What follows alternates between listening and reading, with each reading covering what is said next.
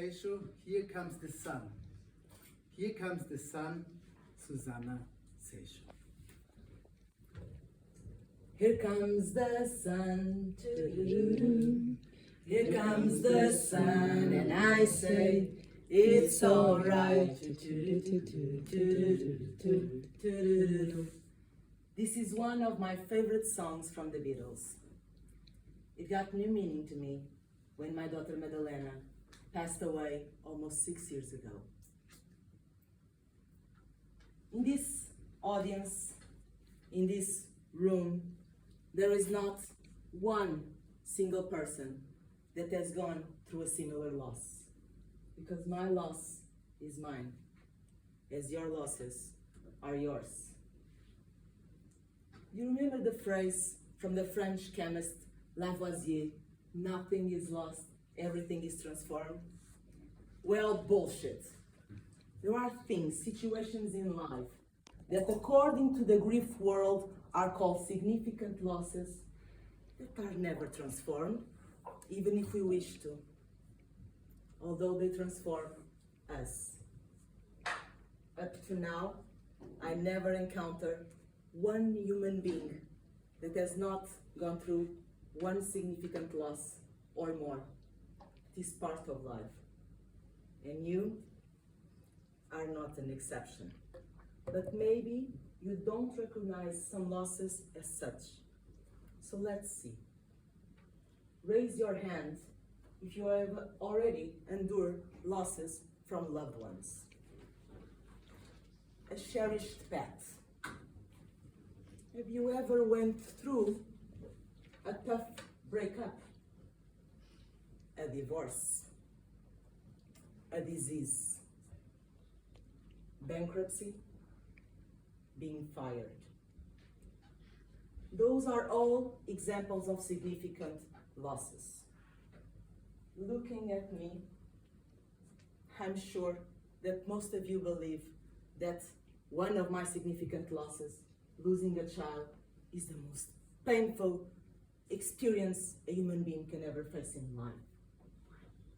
Some of you cannot even get your mind around on how do I live and not just survive.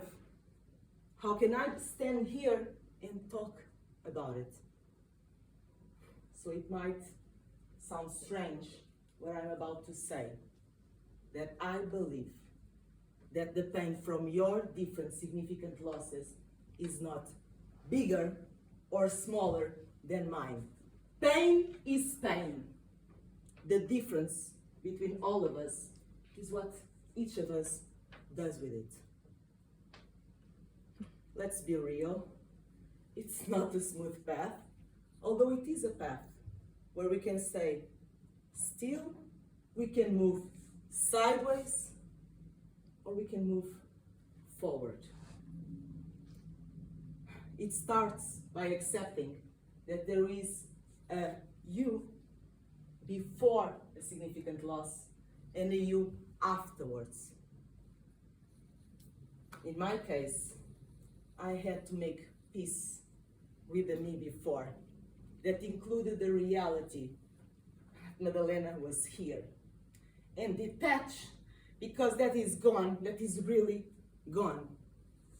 I also had to make peace with the me afterwards and realize that pain is something that I can move forward with and that will always be part of me. There are other things that I had to let go I was not expecting with the old me. The me before was arrogant, lied to herself. The me before believed that doing good and being grateful each day would imply that nothing too harsh would come my way. The me afterwards, the me afterwards, knows that sadness can live in the same place as joy, that smiles can appear in the same place as tears can fall, and the other way around. The me afterwards still lies to herself, but is more compassionate. The me afterwards is inspired by sunflowers, Not sure if you know, but in nature, sunflowers, they turn to the sun when it is sun, and they turn to each other when it is cloudy. And that is the perfect analogy for my life. I turn to the light when it is bright, and I turn to my fellow tribe, to my people, when it is dark, to feel connected. The me now is not an illuminating being, although it chooses to shine more each day by talking about loss, grief, love, and gratitude all together in a freeing and powerful way. The me now stands here unapologetically vulnerable and barefooted, as it is a way to be rooted and to share my story and my pain. Coming back to Madalena, my beautiful, bright child, my sweet sunflower, she mentioned more than once, dia vou abraçar o sol. One day I will hug the sun. And she did. Her life that I cherished every day taught me that her memory can never be lost, that is eternal in me. Earlier, I said that I believe that the pain from your different losses, significant ones, is not bigger or smaller than mine. Pain is pain. The difference is what each of us does with it.